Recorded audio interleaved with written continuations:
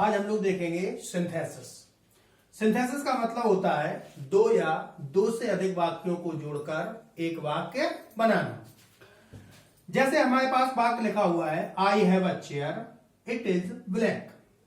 इन दोनों वाक्यों को जोड़कर हमने बनाया I have a black chair. इस वाक्य को हम ऐसे भी जोड़ सकते हैं I have a chair which is black.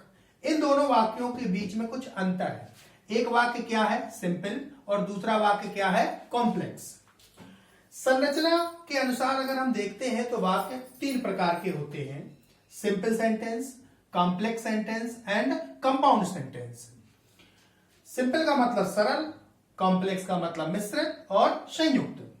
Simple sentence क्या होता है, इन वाक्यों में कोई कंजंक्शन नहीं होता है तथा केवल एक ही फाइनाइट वर्ब होती है।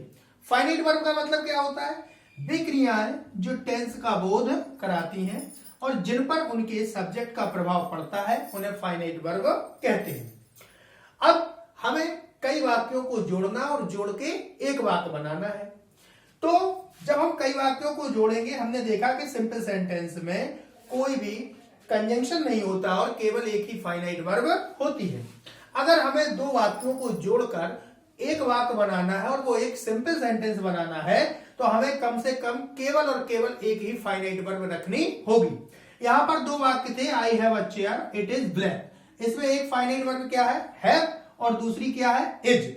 इन दोनों वाक्यों को हमने जोड़ा और यहां से हमें पता है, देखो हमने इज हटा दिया यहां से और क्या किया कि ब्लैक शब्द जो है वो चेयर को विशेषता बता रहा है, उसकी क्वालिफाई कर रहा है चेयर को, इसलिए हमने चेयर के पहले ब्लैक को लिख दिया। तो आई हैव अ ब्लैक चेयर। यहां पर हमारे पास केवल एक ही फाइनाइट वर्ब बची हुई है, इसलिए ये कैसा सेंटेंस हो गया सिंपल।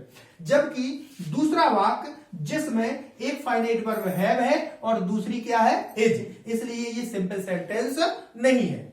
अब अगर हमें सिंपल सेंटेंस बनाना है तो निश्चित रूप से हमें फाइनाइट वर्ब को एक ही रखना होगा। तो इसलिए सिंपल बनाने के लिए हम नॉन फाइनाइट वर्ब का प्रयोग कर सकते हैं, यानी फाइनाइट वर्ब को हम नॉन फाइनाइट वर्ब बना सकते हैं। तो नॉन फाइनाइट वर्ब क्या होती है थोड़ा समझेंगे इनके बारे में। वे क्रियाएं जो टेंस का विरोध नहीं कराती हैं, जिन पर उनके सब्जेक्ट का प्रभाव नहीं पड़ता है, उन्हें नॉन फाइनाइट वर्ब कहते हैं। ये तीन प्रकार की होती हैं, जिसमें पहली पार्टिसिपल होती है, दूसरी इंफिनिटिव और तीसरी जीरंड। आज हम पार्टिसिपल के बारे में देखेंगे।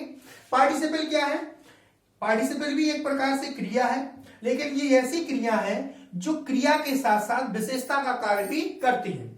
जैसे विशेषता बताने वाले शब्द होते हैं एडजेक्टिव या एडवर्ब, तो वे क्रियाएं जो एडजेक्टिव या एडवर्ब का कार्य भी करती हैं उन्हें हम पार्टिसिपल कहते हैं। ये तीन प्रकार की होती हैं, प्रेजेंट पार्टिसिपल, पास्ट पार्टिसिपल और परफेक्ट पार्टिसिपल।